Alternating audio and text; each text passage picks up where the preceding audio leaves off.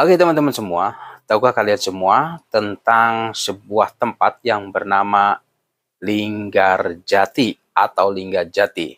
Nah, di sini kalian akan saya bawakan sebuah legenda tentang asal-usul nama tersebut, yaitu Linggarjati. Untuk itu, jangan kemana-mana, tetap stay tune di channel ini, Jejak SPT.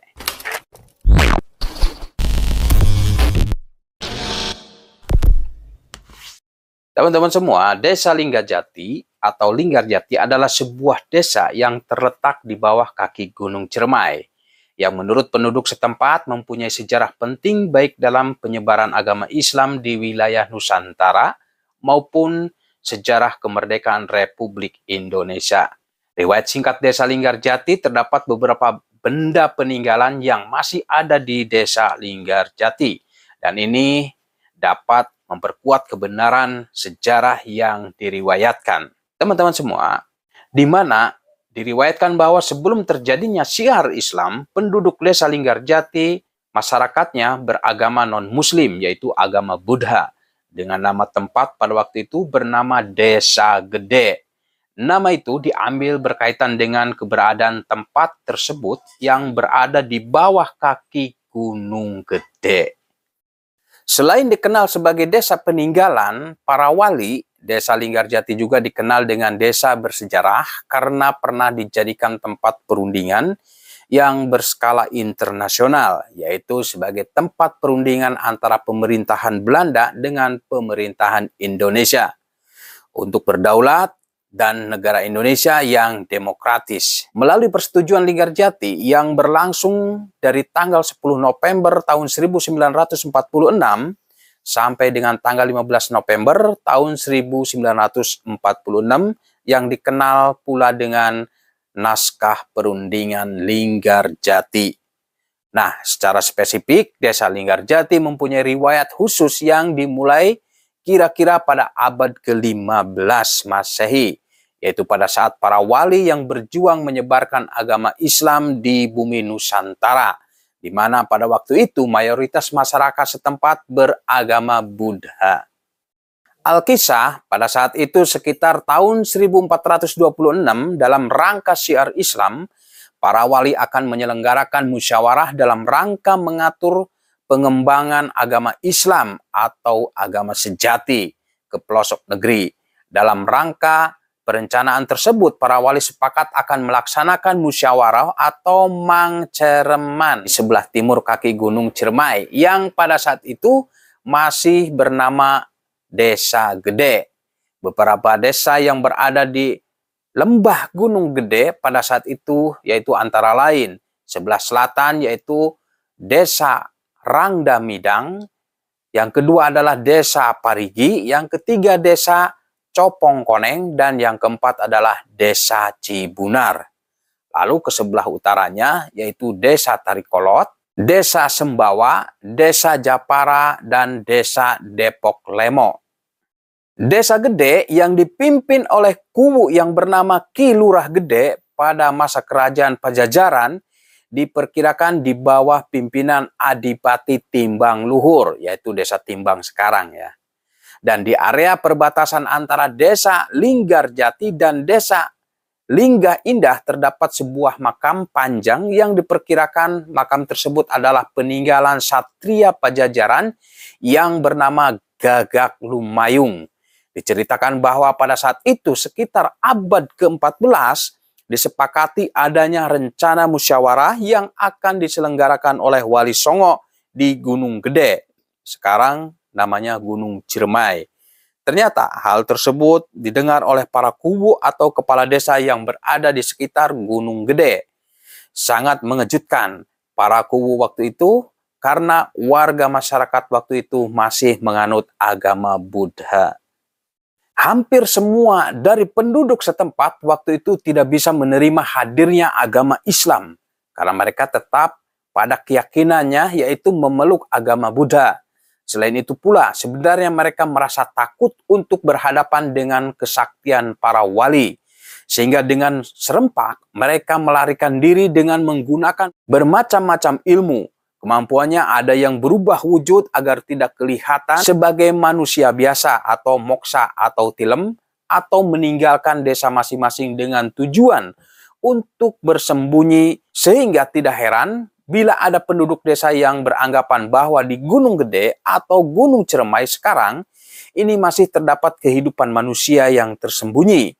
Sebagaimana kejadian orang hilang di Gunung Ciremai, biasanya sebelum hilang mereka selalu ditemui terlebih dahulu oleh seseorang dari golongan orang yang tersembunyi, atau biasanya disudutkan ke suatu pemandangan yang melenakan. Menurut pengakuan petani yang mengelola hutan sebelah utara di kawasan hutan Linggarjati, yaitu di daerah kaki Gunung Ciremai, sesekali di kejauhan itu suka terdengar suara gamelan, yaitu seperti kenduri. Mendengar berita larinya para kuwu di sekitar Gunung Gede, para wali menjadi kecewa, namun tidak menghalangi rencana untuk menyelenggarakan musyawarah atau para wali di Gunung Gede atau Gunung Ciremai sekarang, karena musyawarah ini adalah musyawarah tentang syiar Islam ke penjuru Nusantara, khususnya Pulau Jawa. Lalu selanjutnya para wali pun melakukan perjalanan menuju Gunung Gede dengan kesaktiannya masing-masing. Mereka berangkat menuju tempat tujuannya dengan menggunakan ilmu syaipi yang menurut cerita ada yang berjalan seperti angin, naik mega, dan lain sebagainya. Lain halnya dengan Gusti Sinuhun Sunan Gunung Jati, jadi beliau itu berangkat sendirian tanpa diketahui oleh 8 wali lainnya. Dalam perjalanannya, beliau itu beristirahat di suatu daerah yang sekarang bernama Desa Gede atau Desa Linggarjati sekarang. Tepatnya beliau beristirahat di atas batu yang sampai sekarang batu tersebut masih ada di sebelah selatan komplek Balai Desa Linggarjati. Nah, setelah itu Gusti Sinuhun Sunan Gunung Jati atau Linggar atau berangkat menuju puncak Gunung Gede.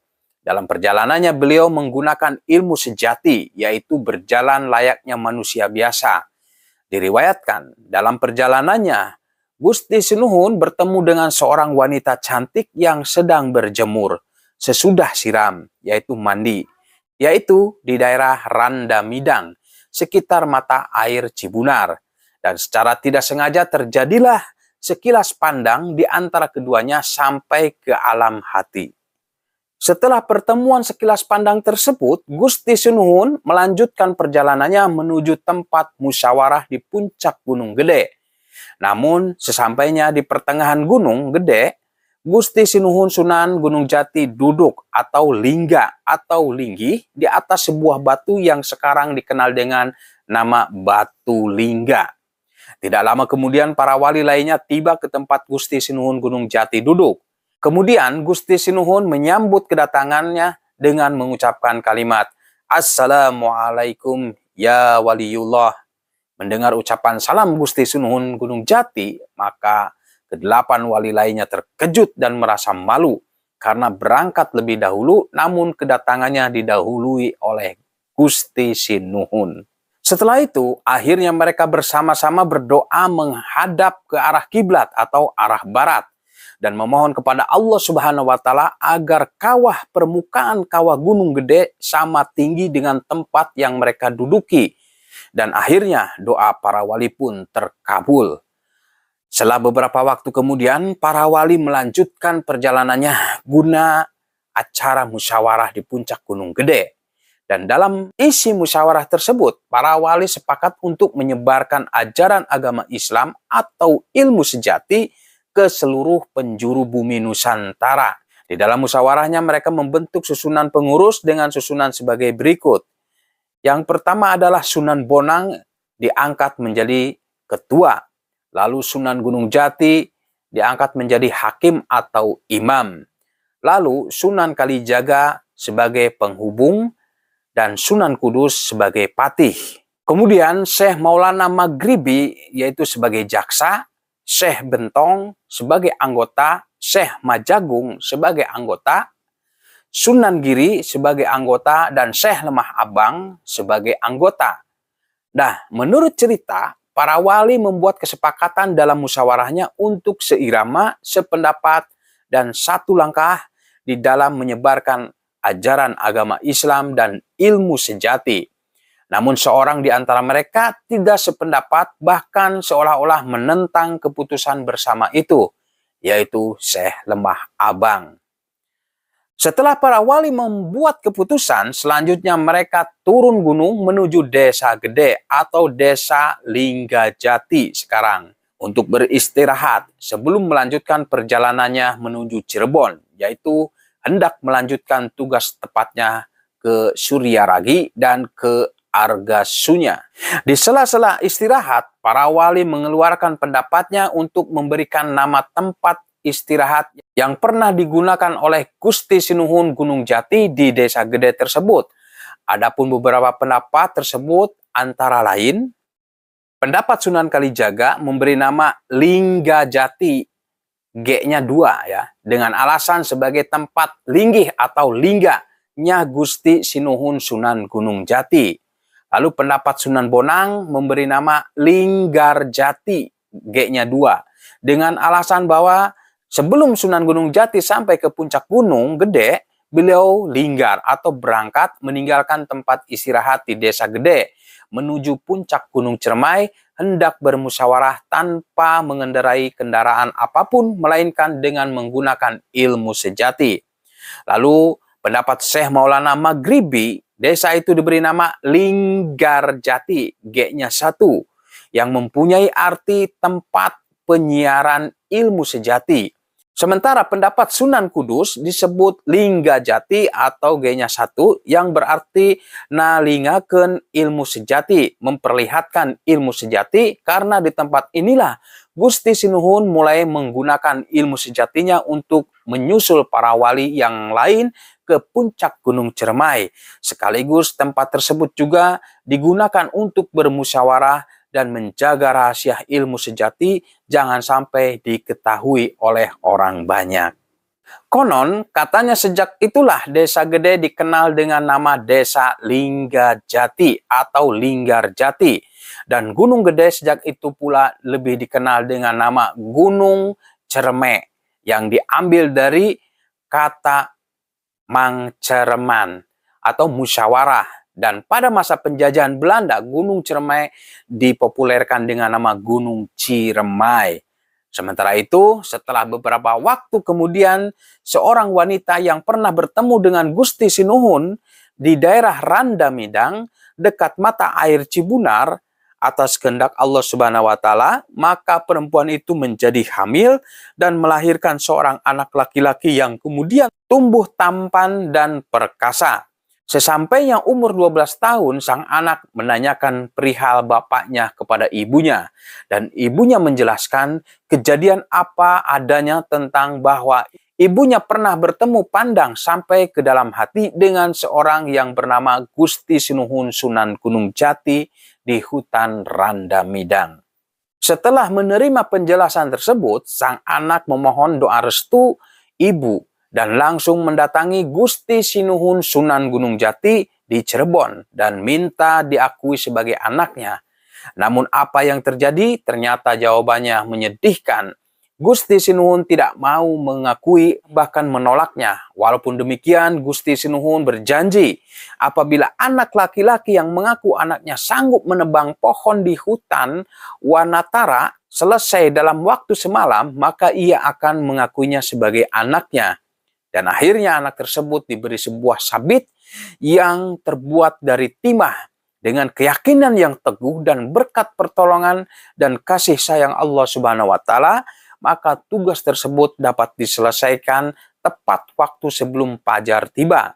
Dan akhirnya Gusti Sinuhun mengakui anak laki-laki itu sebagai anaknya, seraya memberi nama anak tersebut dengan nama Raja Sulaiman. Demikianlah sekilas riwayat asal-usul Desa Linggajati atau Linggarjati, di mana tidaklah berlebihan dan mengherankan bahwa Desa Linggarjati ini sebenarnya sangat erat kaitannya dengan Kesultanan Cirebon karena adanya riwayat tadi. Demikianlah teman-teman semua, riwayat Desa Linggarjati dan riwayat tentang sebuah nama Gunung Gede, yaitu menjadi sebuah nama Gunung Ciremai. Mudah-mudahan ini bermanfaat bagi kita semua ya, tentang asal-usul Desa Linggarjati dan asal-usul nama Gunung Ciremai. Terima kasih, dan saya akhiri. Wassalamualaikum warahmatullahi wabarakatuh. See you next time. Dadah.